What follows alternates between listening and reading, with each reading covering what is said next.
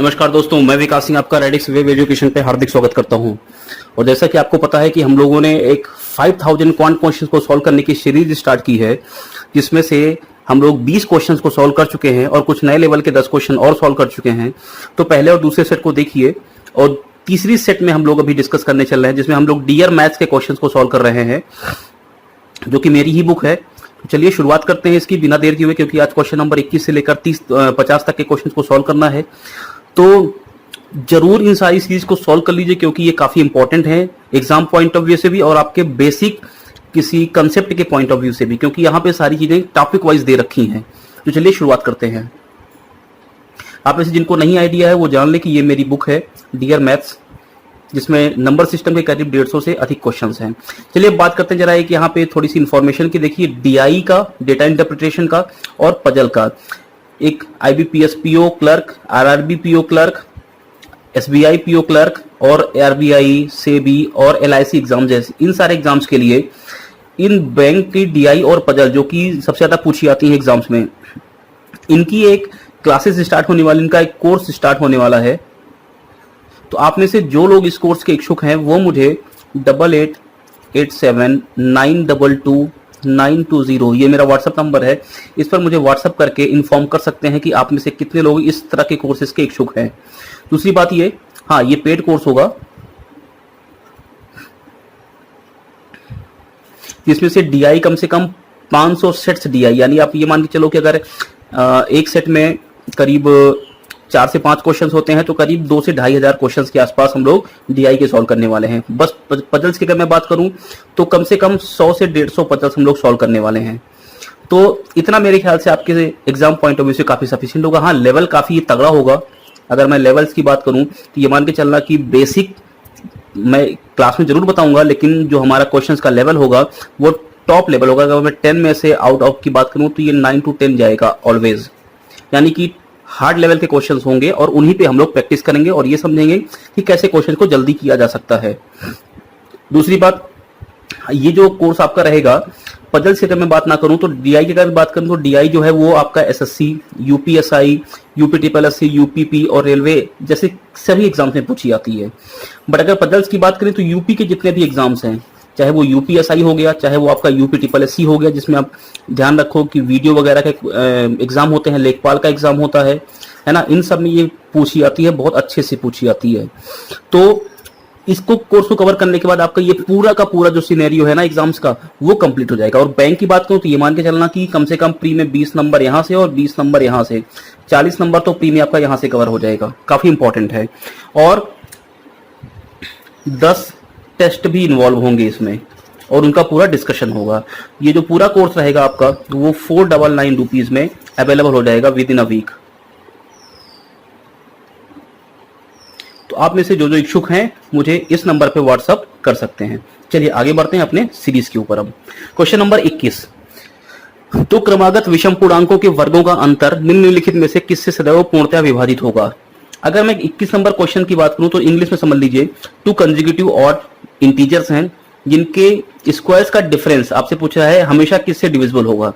तो अगर मैं मान लूं तो देखो, जो इस तरह के क्वेश्चन को करने के लिए हमेशा एक बात ध्यान रखो, आप कुछ एक्स वगैरह नहीं मानो, आप एक बात करो, केवल सबसे स्मॉलेस्ट नंबर फाइंड कर लो। जब भी कभी पूछे कि सदैव किससे डिवाइड होगा तो सबसे स्मॉलेस्ट नंबर लेके आओ। अगर स्मॉलेस्ट वाले नंबर के लिए सेटिस्फाई हो रहा है तो वो बाकी सबके लिए हमेशा सेटिस्फाई होगा। जैसे अगर मान लो मैं स्मॉलेस्ट नंबर की अगर बात करूं वो भी ऑड नंबर्स की, तो पहला ऑड नंबर कौन सा है 1, अगला ऑड नंबर कौन सा है 3, ये क्रमागत भी है, कंसेक्यूटिव भी है, इनके स्क्वायर्स का डिफरेंस, तो 3 का स्क्वायर कितना 9, 1 का स्क्वायर कितना 1, दोनों का डिफरेंस कितना होगा 8।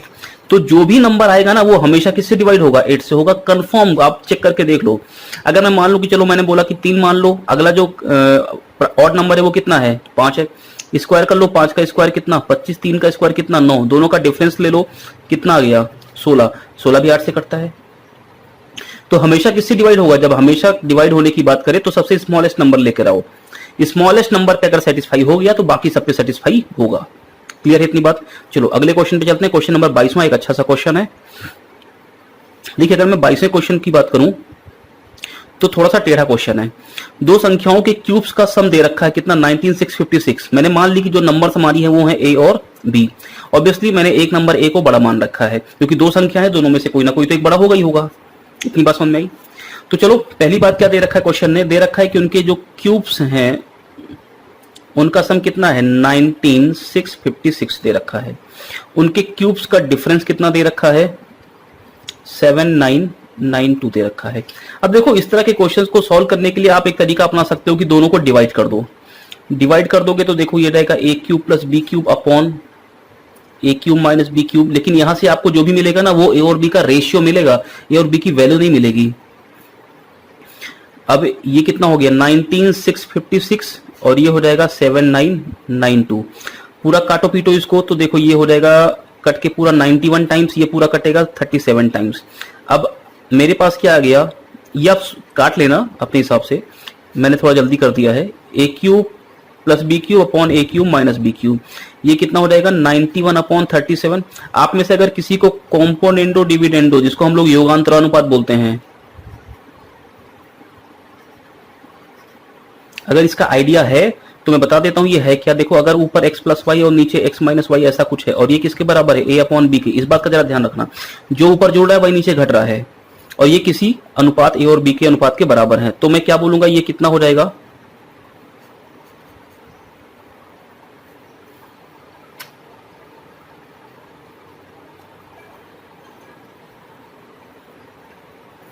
ये यहां से मैं बोल सकता हूं कि x अपॉन वाई किसके बराबर हो जाएगा, ऊपर a और b को जोड़ दो और नीचे a और b को घटा दो। ये हम लोग रेशियो वगैरह में पढ़ेंगे अभी आगे चल के, इसका थोड़ा सा ध्यान रखिए। x और y ऊपर जोड़ रहे थे और x y नीचे घट रहे थे, ये किसके बराबर था a और b के। तो मैंने क्या बोला कि इन्हीं x और y का रेशियो कितना हो जाएगा, इन दोनों को जोड़ दो एक बार, ऊपर रख दो और इन दोनों को घटा दो, नीचे रख दो। क्लियर है बात। तो मैं यहाँ पे वही करने वाला हूँ। देखो यहाँ पे x कितना है a क्यूब है और y कितना है b क्यूब है, तो मैं डायरेक्टली लिख सकता हूँ a cube upon b cube. ये कितना हो जाएगा 128, 91 और 37 को जोड़ दो कितना हो गया 128 और 91 में से 37 घटा दो कितना हो गया 54, या अगर 2 से काट दो तो ये हो गया 64 और ये हो जाएगा 27। अच्छा एक बार सब रब कर रहा हूं, जरा समझना क्या आ चुका है मेरे पास। मेरे पास आ चुका है a cube upon B cube कितना 64/27। या मैं बोल सकता हूं कि a अपॉन बी कितना हो जाएगा यहाँ से 4/3, या मैं बोल सकता हूं कि a और b का अनुपात कितना है 4:3, ऐसा बोल सकता हूं। अब मैं ये भी बोल सकता हूं कि a को मैंने कितना मान लिया 4 के, b को कितना मान लिया 3 के मान लिया, और मुझे पता है कि हमें a cube plus b cube दे रखा है वो कितना है 19656 है।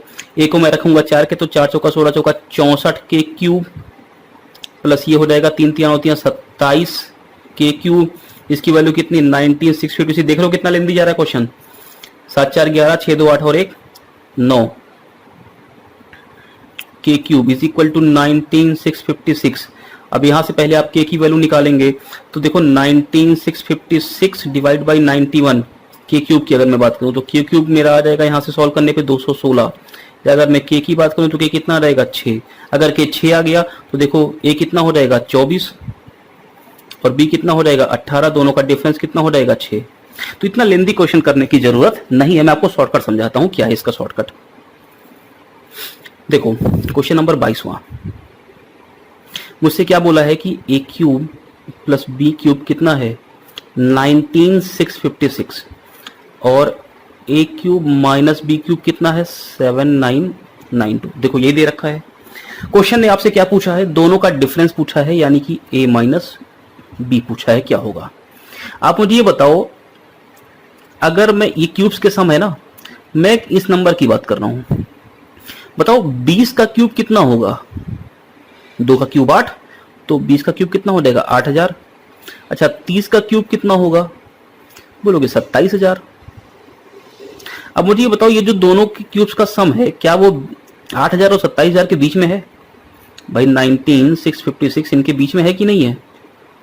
तो आप मुझे ये बता दो, जो इनके क्यूब्स का सम हो रहा है वो 19656 है ना।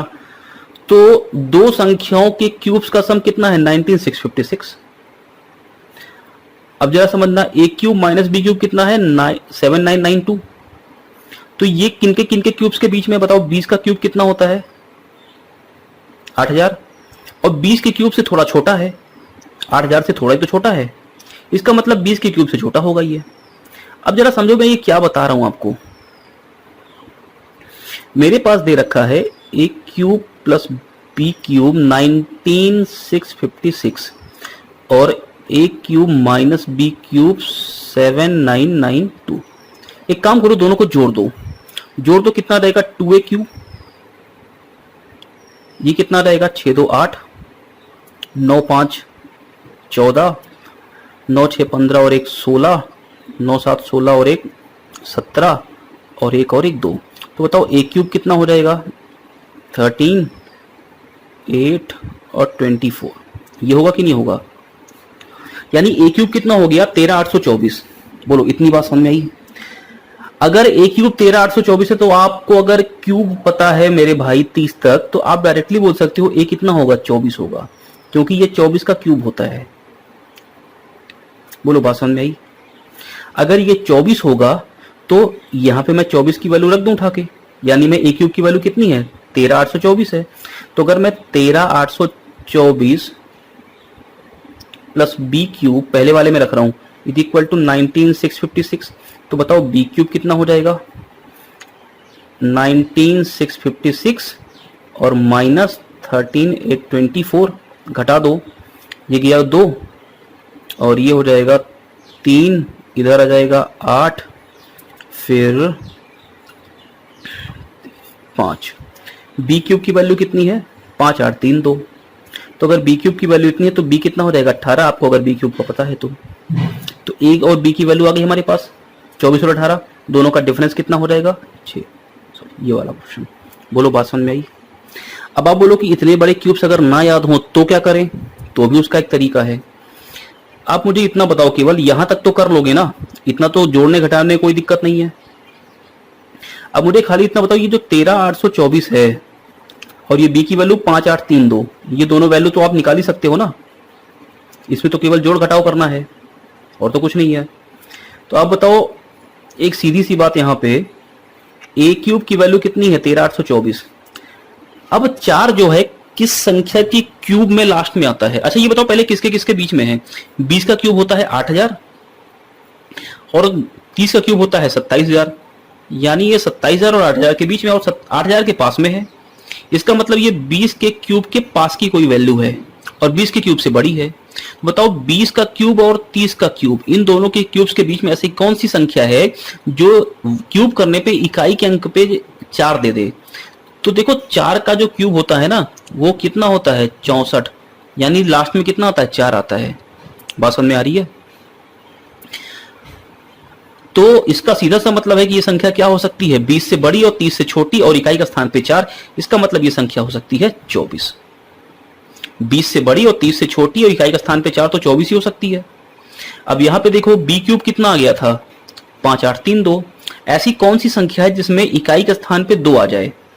और दूसरी बात ये क्यूब करने पे, और दूसरी बात ये कि ये संख्या बताओ 8000 से छोटी है। 8000 से छोटी मतलब 20 के क्यूब से छोटी, यानी 20 से छोटी। और अगर 20 से छोटी है तो सीधी सी बात है कि 20 से छोटी ऐसी कौन सी संख्या है जो क्यूब करने पे लास्ट में 2 दे दे? तो बोलोगे कौन सी है? 8 होती है ना, 8 का अगर क्यूब करते तो लास्ट में 2 आता है। तो 20 से छोटी ऐसी कौन सी संख्या? 18। तो बताओ संख्या हमारी बड़ी वाली कौन सी हो गई 24, छोटी वाली कौन सी हो गई 18, दोनों का डिफरेंस कितना हो गया 6। तो ये ऑब्जर्वेशन का तरीका है जिस तरह से हम क्वेश्चन को सॉल्व करते हैं, वरना तो तरीके आपके पास थे दोनों, a क्यूब आपने निकाला b क्यूब निकाला। अगर आपको दोनों का क्यूब पता है तो आप डायरेक्टली आंसर रख दो। चलिए आगे बढ़ते हैं क्वेश्चन नंबर 23 पे। 4 क्रमागत अभाज्य संख्याओं को आरोही क्रम में लिखे गए 4 कंसेक्यूटिव प्राइम नंबर्स हैं, इनको एक असेंडिंग ऑर्डर में रखा गया है। यदि पहले 3 संख्या का गुणनफल 385 और आखिरी 3 का गुणनफल 1001 है तो सबसे बड़ी संख्या ज्ञात करो। आप बताओ यही तो 4 संख्याएं हैं ए बी सी डी हमने मान ली। पहली 3 का मल्टीप्लाई यानी ए बी सी कितना दे रखा है 385 और आखिरी 3 का मल्टीप्लाई यानी बी सी डी कितना दे रखा है 1001। अब आप जहां 1001 देखे वहीं आपको समझ जाना चाहिए कि 1001 जो होता है वो 7 इंटू 11 इंटू 13 होता है। बोलो होता है? सीधी सी बात है डी जो है वो कितना हो गया 13 हो गया, खत्म क्वेश्चन। बोलो क्लियर है बात? अगले क्वेश्चन पे आते हैं, क्वेश्चन नंबर 24। 24वां क्वेश्चन कुछ उल्टा पुल्टा दिखाई दे रहा है ना, ये क्वेश्चन थोड़ा सा मिसमैच हो गया, पहली दो का गुणनफल ऐसा कुछ लिखा हुआ है। देखो ये क्वेश्चन शायद ऐसा है कि चार संख्याएं हमारे पास हैं ABCD, जिसमें से पहली और दूसरी का जो मल्टीप्लाई है वो कितना है 432 है, दूसरी और तीसरी का जो मल्टीप्लाई है वो कितना है 504 है, तीसरी और चौथी का जो मल्टीप्लाई है वो 378 है। आपसे बोला है पहली संख्या बता दो, यानी A बता दो कितना होगा। और ये चार ऑप्शन शायद आपके पास दिए गए हैं, कौन सा है 21, 32, 24 और 18, इसी क्वेश्चन के चार ऑप्शन दिए गए हैं। तो अब बताओ, यानी हमें A निकालना है, बोलो सही बात है। अब बताओ A और B का अगर मैं मल्टीप्लाई कर रहा हूं तो मुझे कितना मिल रहा है 432 मिल रहा है। अच्छा अगर मैं पहला ऑप्शन ले लूं, पहला ऑप्शन कितना ले लूं 21, तो 21 में B का मल्टीप्लाई करेंगे 432 होगा, यानी ये जो 432 है वो 21 से कटना चाहिए। अरे बोलो, तो बताओ क्या ये 21 से कटेगा? नहीं कटेगा। अरे भाई 432 को अगर हम 21 से डिवाइड करेंगे तो पूरी तरह से नहीं कटेगा, लेकिन 21 का मल्टीप्लाई करने पे 432 फिर कैसे मिल सकता है? जब वो संख्या कटेगी ही नहीं तो मल्टीप्लाई करने पे कैसे मिलेगी? क्यों? क्योंकि 21 में होता है 7 और 7 से ये 432 नहीं कटता है, इसका मतलब 21 ऑप्शन नहीं हो सकता। बोलो इतनी बात समझ में आ रही है? तो यानी कि मेरे पास A और B का जो मल्टीप्लाई है वो कितना है 432 है, और देखो A और कहां पे है, कहीं पे नहीं, पहली दूसरी का, पहली और तीसरी का है, ये पहली और तीसरी का है, ये वो कितना है 378 है। A और C कितना है 378 है। अब जरा एक बात समझो, दोनों में कॉमन क्या है? दोनों में कॉमन A है कि नहीं? और दूसरा ये 432, देखो 4 3 7 2 9, 9 कॉमन है, और 7 3 10 8 18, यहां भी 9 है। अरे इतना तो समझ में आ रहा है मैंने 9 कैसे निकाला, क्योंकि ये संख्या 9 से डिवाइड हो रही है, ये संख्या भी 9 से डिवाइड हो रही है, इसका मतलब 9 कॉमन है। और देखो सम संख्या भी है, 2 है और 8 है, इसका मतलब 9 भी है 2 भी है दोनों में। तो देखो 432 को मैं कैसे लिख सकता हूं 18 इंटू 18 दूना 36 और 7 18 चौका 72, ऐसे लिख सकता हूं। और A और C को कैसे लिख सकता हूं 18 दूना 36, 18 इंटू 18 दूना 36 और 18 एकम 18, ये लिख सकता हूं। यानी मुझे पता है कि दोनों में कॉमन क्या है 18 कॉमन है, यहां पे कॉमन क्या है 18 कॉमन है, यानी मेरा सीधा सीधा मतलब है दोनों में कॉमन क्या है A कॉमन है, तो A कितना हो गया 18। ऑप्शन कौन सा हो जाएगा डी पार्ट। इतना मुझे सोचने की जरूरत नहीं थी, यहां पे क्लियर हो रही बात। चलो आगे बढ़ते हैं। क्वेश्चन नंबर 25, एक प्राकृतिक संख्या और उसके वर्ग का योग पहले तीन अबाध्य संख्याओं के गुणनफल के बराबर है। पहले तीन अबाध्य संख्याएं क्या होती हैं 2, 3 और 5, 5 3 15 दूना 30, यानी पहले तीन अबाध्य संख्या का गुणनफल कितना है 30 है, और ये किसके बराबर है? कोई नेचुरल नंबर है और उसका स्क्वायर है। अब बताओ अगर मैं नेचुरल नंबर 5 ले लूं और 5 का स्क्वायर कर दूं तो क्या इन दोनों का सम 30 के बराबर हो रहा है? तो 5 का स्क्वायर 25 और 5 30 हो रहा है कि नहीं हो रहा है? इसका मतलब मेरी संख्या कौन सी है 5 है। अगर मेरी संख्या 5 है तो क्वेश्चन ने क्या पूछा प्राकृतिक संख्या का वर्ग बताइए, तो वर्ग 5 ना होके क्या हो जाएगा 25 हो जाएगा 5 का। बात समझ में आ गई? चलो क्वेश्चन नंबर 26 पे चलते हैं। अरे देखो इसमें से कोई भी क्वेश्चन अगर आपको लगता है ना कि फिर से समझना या समझ में नहीं आया तो आप मुझे बता सकते हो। क्वेश्चन नंबर अगर मैं 26 की बात करूं तो 26वां क्वेश्चन देखो क्या है, तीन संख्याओं में पहली दो का योगफल। मैंने मान ली कि मेरे पास तीन संख्याएं हैं A, B और C। पहली दो का योगफल कितना दे रखा है 55, दूसरी और तीसरी का योगफल कितना दे रखा है 65, तीसरी और पहली संख्या के 3 गुना, तो तीसरी और पहली संख्या का 3 गुना, इनका योगफल कितना दे रखा है 110। अब मेरे पास ये तीन ऑप्शंस हैं। आपसे तीसरी संख्या पूछी, यानी आपसे क्या पूछा है, आपसे पूछा है C के बारे में, ये बताओ C कितना होगा। अब आप इस क्वेश्चन को कई तरीके से कर सकते हो, ऑप्शन से भी मैं करके दिखाता हूं और मैं आपको इसको सॉल्व करके भी दिखाता हूं। देखो अगर मैं सॉल्व करूंगा ना तो 3 इक्वेशन है, 3 वेरिएबल है, सॉल्व करना पड़ेगा। मैं एक काम कर रहा हूं, देखो A प्लस बी यहां पे है, B प्लस सी यहां पे है और C प्लस ए यहां पे है। अच्छा अगर मैं यहां से B की वैल्यू निकाल लूं, बताओ B कितना हो जाएगा 55 माइनस A। ये तो लॉन्गेस्ट तरीका है लेकिन प्रोसेस ये है करने का। अब मैं उसको उठा के कहां पे रख दूं, इस वाले में रख दूं, तो बताओ यहां पे अगर मैं B की वैल्यू रख दूं तो B कितना है 55 माइनस A और प्लस C बराबर कितना है 65। तो तो यहां से कितना रहेगा, यहां से देखो माइनस ए प्लस सी कितना रहेगा 55, इधर जाके घट जाएगा, 55 जाके जब घटेगा तो कितना रहेगा 10, या मैं बोल सकता हूं इसको directly C minus A is equal to कितना है 10। अब सी माइनस ए 10 है और सी प्लस 3 है कितना है 110, इसमें 3 से गुणा कर दें, इक्वेशन सॉल्व करनी तो आती नहीं, हो जाएगा 3c minus 3a is equal to 30 और ये c plus 3a is equal to 110, जोड़ दो ये कट गया पूरा, ये कितना हो जाएगा 4c इज इक्वल टू ये कितना हो जाएगा 140। बताओ c कितना रहेगा 35, ऑप्शन कौन सा हो जाएगा सी पार्ट। तो ये तो इस क्वेश्चन को सॉल्व करने का एक तरीका है।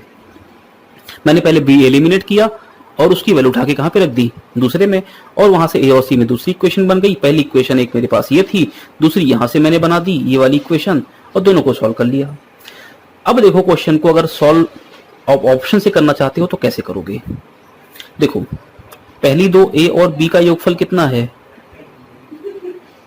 55, दूसरी और तीसरी का योगफल कितना है 65, तीसरी और पहले के 3 गुने का योगफल कितना है 110। अब 4 ऑप्शन मेरे पास हैं, जिसमें से मैं देखो सबसे पहले तीसरी संख्या की बात करने वाला हूं। तो तीसरी संख्या को मैंने मान लिया कितना है 30 है। अगर मैं दूसरा ऑप्शन मान के चला, देखो दूसरा क्यों मान रहा हूं, क्योंकि अगर दूसरा मेरा सही हुआ तो ठीक है और सबसे इजी ऑप्शन भी यही है। और दूसरी बात यह कि अगर मैं दूसरा ऑप्शन लेके चल रहा हूं तो अगर इससे बड़ा आंसर होगा तो केवल 35 होगा, इससे छोटा होगा तो 25 से 28 हो सकता है। तो ऑप्शन एलिमिनेट भी आसानी से हो सकता है। इसलिए मैंने क्या मान लिया कि तीसरी संख्या जो सी है वो कितना मान ली हमने 30 मान ली।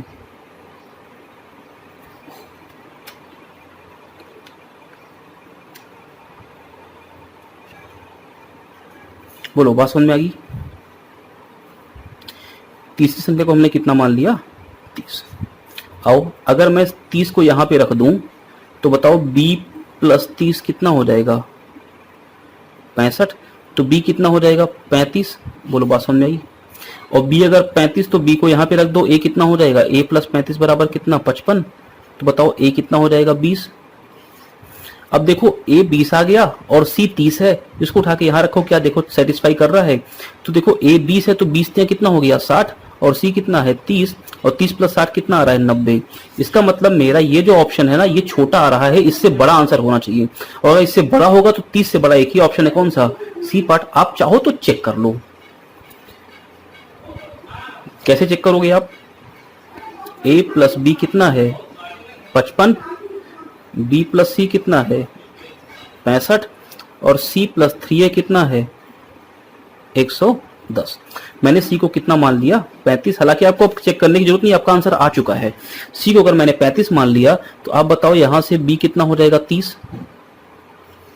b अगर 30 है तो a कितना हो जाएगा बताओ पहली वाली से 25।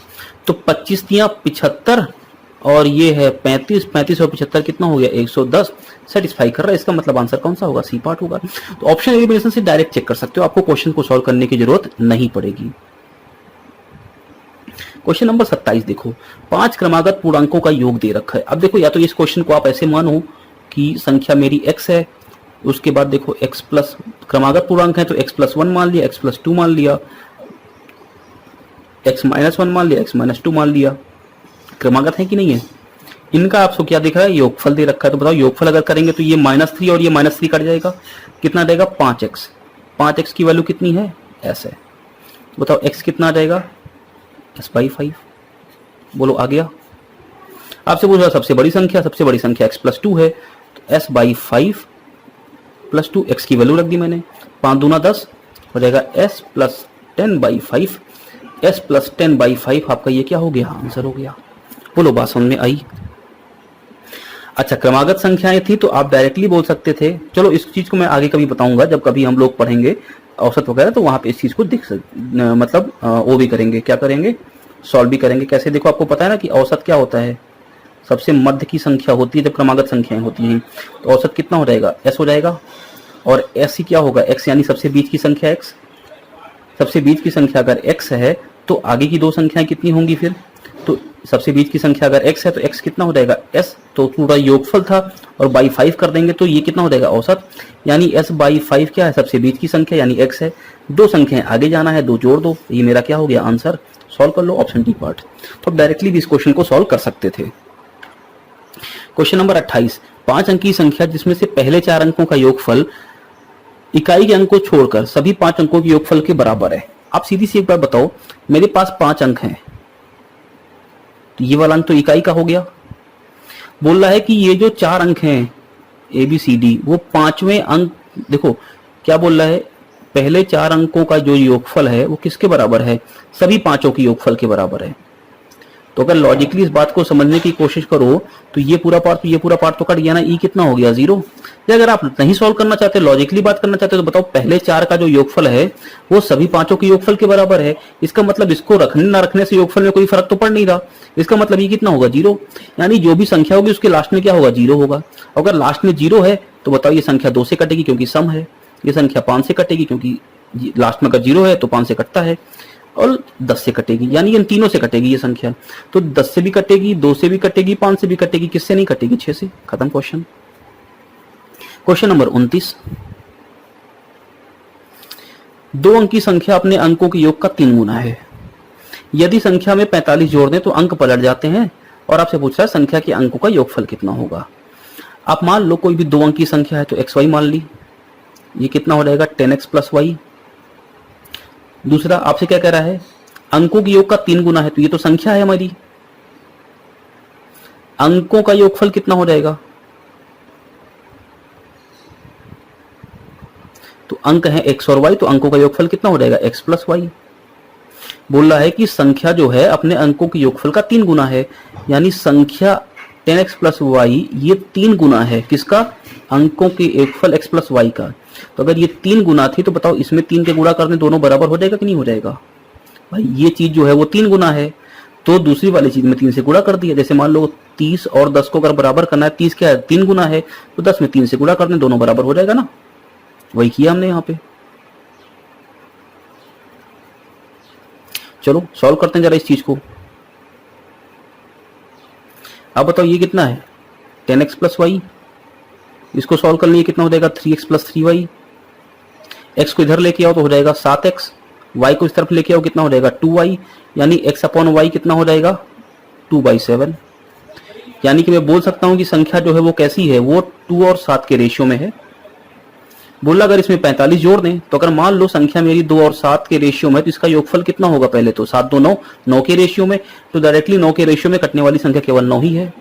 अब चेक कर लो, अगर इसमें मैं 45 जोड़ दूं तो संख्या कितनी हो जाएगी 72 योगफल, और योगफल 72 हो गया तो 27 से 72 जाने के लिए 45 जोड़ना पड़ा, यानी अंक पलट गए ना। 27 में 2 7 था, 72 में 7 2 हो गया, अंक पलट गए। अंक कब पलटे, जब हमने 45 जोड़ा। तो क्वेश्चन यही तो बोला है कि 45 जोड़ने पे इसके अंक पलट जाते हैं। संख्या के अंकों का योगफल कितना होगा, तो बताओ 7 2 को जोड़ दो, 7 2 कितना हो जाएगा 9। यही मेरा ऑप्शन है। बोलो बात समझ में आ रही है। चलो आगे बढ़ते हैं। क्वेश्चन नंबर 30वां, 2 संख्याओं के वर्गों का योगफल तथा उनका गुणनफल दे रखा है। मान लिया हमने संख्याएं कितनी है a और b, तो वर्गों का योगफल यानी a² + b² कितना है 369। इनका गुणनफल कितना दे रखा है 180। आपसे पूछा है संख्याओं का योगफल और अंतर निकालो। देखो आप इस क्वेश्चन को सॉल्व करो तो मैं एक काम करता हूं, यहाँ पे मैं पहले a - b का होल स्क्वायर का फॉर्मूला लगाता हूं। कैसे लगाएंगे, ये कितना होता है a² + b² - 2ab, यही होता है। मैंने a - b का होल स्क्वायर ही पहले क्यों लगाया, a + b का होल स्क्वायर पहले क्यों नहीं लगाया, ये भी आपको समझ में आ जाएगा। देखो अगर मैं a² + b² की बात करूं तो ये मुझे दे रखा है कितना 369, -2 × ab कितना दे रखा है 180। 369 में से 360 घटा तो 180 दूना कितना हो गया 360, तो 369 - 360 ये कितना हो जाएगा 9। अब आपको समझ में आया a - b का होल स्क्वायर क्यों लिया था, क्योंकि ये स्मॉलेस्ट नंबर मिल गया मुझे, छोटा नंबर मिल गया। तो a - b कितना आ गया 3। अगर a - b 3 है यानी संख्याओं का अंतर कितना आ गया 3 आ गया। आपसे क्वेश्चन ने संख्याओं का योगफल और अंतर पूछा है। अंतर मेरे पास 3 यहाँ पे नहीं है, ये गलत, यहाँ पे नहीं, ये गलत, यहाँ पे है और यहाँ पे नहीं है, यानी केवल मुझे आंसर मिल गया कौन सा सी पार्ट, केवल एक ही पार्ट से।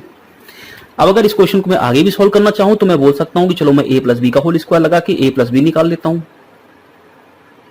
क्यों मैंने a + b और a - b का होल स्क्वायर निकाला, क्योंकि यहाँ पे संख्याओं का योगफल यानी a + b और a - b बोल रहा है और मुझे स्क्वायर्स दे रखे हैं तो मुझे स्क्वायर करना पड़ेगा। a + b का होल स्क्वायर कितना हो जाएगा a² plus B square plus 2ab। तो ये तो आपको दे रखा है 369 और ये हो जाएगा 2 गुणे 180 यानी 360। जोड़ दो कितना हो गया 729।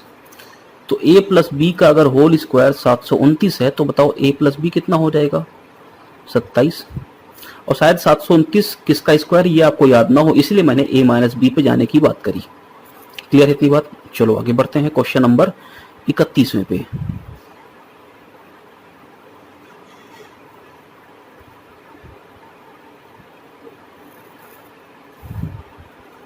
देखो क्या लिखा, p और q जो है वो डिजिट्स हैं, अंक हैं। तो 5p9, इसमें क्या जोड़ा जा रहा है 327 और क्या जोड़ रहा है 2q और 8 और कितना मिल रहा है 1114 मिल रहा है। q का मैक्सिमम मान पूछा है क्या होगा। आप जरा समझो इस बात को। यहां पे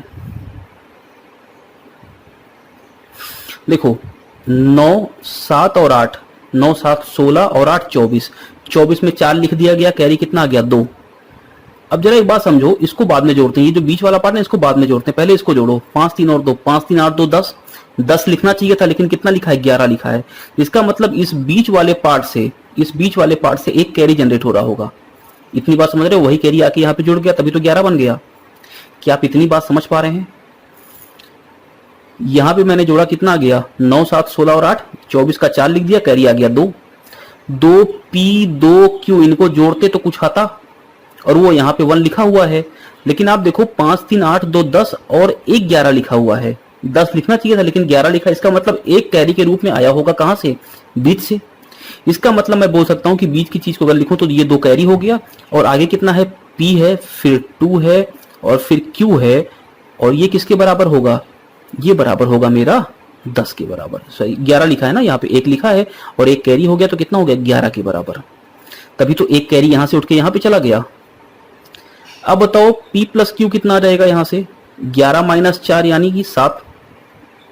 अगर p प्लस क्यू 7 है तो क्वेश्चन ने आपसे क्या पूछा है, क्वेश्चन ने पूछा है q का मैक्सिमम मान बता दो। तो बताओ अगर q को मैं मैक्सिमम लूं तो p को मिनिमाइज करता हूं, p अंक है तो p और q अगर अंक है तो अंक की मिनिमम वैल्यू कितनी होती है 0 और मैक्सिमम कितनी होती है 9। तो मैंने p को कितना मान लिया 0, तो 0 प्लस q बराबर 7। तो बताओ q की वैल्यू कितनी हो जाएगी 7, यानी q मैक्सिमम कितना हो सकता है 7, उससे ऊपर नहीं हो सकता। आंसर कौन सा हो जाएगा सी पार्ट। क्या आपको बात समझ में आ रही है? मैं फिर से समझा देता हूं क्या किया है मैंने। यहाँ पे देखो मैंने किया है, मेरे पास क्या संख्या लिखी हुई है, मेरे पास लिखी है 5p9 ये लिखा है। अगली संख्या कितनी है 327, अगली संख्या कितनी है 2q और 8 ये लिखा है और सबको जोड़ने पे कितना आ गया 1 1 1 4 आ गया। बोलो बात समझ में आई? अब जरा समझना एक बात केवल, मैं क्या कह रहा हूं यहाँ पे। मैंने बोला कि ये 9 7 16 और 8 कितना हो गया 24, 24 का 4 लिख दिया, कैरी कितना आ गया 2। अब देखो इस वाले पार्ट को भी बाद में जोड़ते हैं, ये जो पार्ट है ना बीच वाला इसको बाद में जोड़ते हैं, इस पूरे पार्ट को। क्या यहाँ पे कर रहे हैं देखो 5 3 8 2 10, यहाँ पे 10 होना चाहिए था लेकिन 11 लिखा है ना, इसका मतलब एक कैरी से आया होगा और वो कैरी कहां से आई होगी, इस बीच वाले पार्ट से आई होगी। इतना समझ रहे हो आप? और बीच वाले पार्ट को और जोड़ते हैं तो देखो यहाँ पे बीच वाले पार्ट में कितना जनरेट हो रहा होगा, टोटल योगफल 11 हो रहा होगा ना, तभी तो एक यहाँ लिख दिया गया और एक चला गया कैरी में। तो यानी कि बीच वाले पूरे पार्ट को जोड़ देंगे तो कितना आएगा 11। तो 2 plus p plus 2 plus q ये कितना है 11 है। तो p प्लस क्यू यहां से कितना आ जाएगा 7। अब अगर p प्लस क्यू 7 है तो आप बताओ q का मैक्सिमम निकालने के लिए p को मिनिमम कर दें। p मिनिमम कितना हो सकता है 0, क्योंकि डिजिट है, डिजिट कहां से कहां तक होती है 0 से लेके 9 तक। तो बताओ q कितना हो जाएगा 7, यानी q की मैक्सिमम वैल्यू कितनी हो जाएगी सी पार्ट। बोलो बात समझ में आई? चलो आगे बढ़ते हैं क्वेश्चन नंबर 32वें पे। यूनिट डिजिट पता करनी है, आपको पता है अच्छे से। इकाई में अगर हम 1 2 3 4 5 6 7 8 ऐसे मल्टीप्लाई करें तो यूनिट डिजिट कितनी होती है 0। यहाँ पे देखो 8 चौका 32 का 2, 2 सत्ते 14 का 4 और 4 तियां 12 का 2, इकाई के स्थान पे कितना रहेगा 2। बोलो बात समझ में आई? अच्छा 33वें क्वेश्चन में आप डायरेक्टली एक बात ये भी समझ सकते थे भाई मेरे कि 4 और 8 ये सब क्या है सम संख्याएं हैं। सम संख्या को किसी भी विषम संख्या से गुणा करोगे इकाई के स्थान पे तो हमेशा सम ही रहेगा, यानी कि तीसरा और चौथा ये आंसर नहीं हो सकता था, यानी बी पार्ट और डी पार्ट आंसर नहीं हो सकते थे। चलो 34वें क्वेश्चन पे चलते हैं। 7 की पावर 173, आपको यूनिट डिजिट निकालने का तरीका मैंने बताया था, इकाई का अंक ले लो 7 हो गया, पावर में लास्ट की 2 पावर ले लो, कितना हो गया 73 हो गया। 73 को 4 से भाग कर दो, 4 से भाग करने पे कितना शेषफल आ गया 1, तो 7 की पावर 1, और 7 की पावर 1 का मतलब 7, कैरी कितना यूनिट डिजिट कितनी आ गई 7। बात समझ में आई। चलो अगले क्वेश्चन पे चलते हैं, क्वेश्चन नंबर 35वें पे। तो बताओ यहाँ पे क्या करें, 7 की पावर कितना है 53 है, इंटू अगर इकाई के स्थान पे 1 होता है तो कोई भी पावर हो हमेशा कितना आएगा 1 ही आएगा। इसको निकाल लो, 53 को क्या करें 4 से भाग करें, शेषफल कितना आ गया 1, 7 की पावर 1 इंटू 1 कितना रहेगा 7, इकाई के स्थान पे कितना रहेगा 7। क्वेश्चन नंबर 36 पे चलते हैं। देखो 4 की पावर 1 और 9 की पावर 2, 4 की पावर ऑड अगर होती है तो वो हमेशा 4 देती है, आपको पता है। तो देखो ऑड पावर है ना, ऑड पावर है ना, ऑड पावर है ना, ऑड पावर है ना हर जगह, यानी 4 की ऑड पावर हमेशा क्या देगी 4 देगी, और 9 की इवन पावर यानी 9 की पावर सम संख्या हमेशा क्या देगी 1 देगी। तो आप बताओ सम सम सम पावर है ना सबकी, तो जब 9 की पावर कोई सम संख्या यानी इवन नंबर होगी तो 1 आएगा। इसका सीधा सा मतलब है कि भाई मेरे ये जो दो दो के पेयर बन रहे हैं 4 और 9 के, कौन कौन से, ये पेयर कितना देंगे, ये देगा 4 और ये देगा 1, तो 4 और 1 कितना 5, यानी इस पेयर से कितना मिलेगा 5। ऐसे ही दूसरे वाले पेयर से 4 और 9 कितना मिलेगा 5, इस तीसरे पेयर से कितना मिलेगा 5, ऐसे सब पेयर से कितना मिलेगा 5 5 मिलेगा। बात समझ में, यानी जितने भी पेयर्स हैं वो क्या देंगे 5 देंगे कि नहीं देंगे। कितने टोटल पेयर्स बनेंगे बताओ, 1 से लेके 100 तक की संख्याएं हैं, तो 100 तो संख्याएं हैं और दो संख्याओं का पेयर बने, यानी 50 पेयर बनेंगे। एक पेयर 5 देगा तो 50 पेयर टोटल योगफल में कितना दे देंगे 250। अरे बोलो समझ में आ रही बात। एक पेयर अगर 5 दे रहा है तो पूरे के पूरे 50 पेयर कैसे देंगे 250 देंगे कि नहीं देंगे।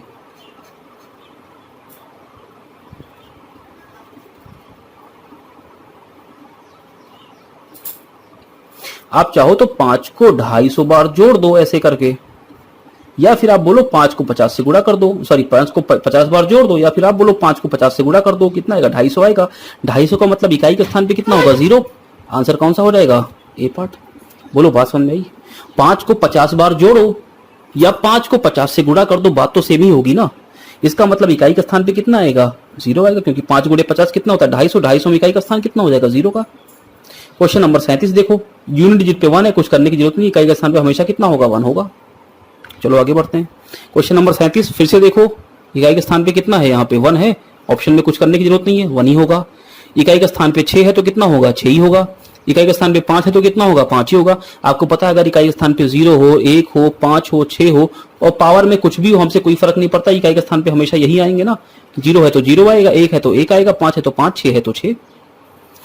प्रथम 100 प्राकृतिक संख्याओं के योगफल में इकाई का अंक ज्ञात करो। प्रथम 100 प्राकृतिक संख्याओं, प्रथम n प्राकृतिक संख्याओं का योगफल कितना होता है n प्लस 1/2।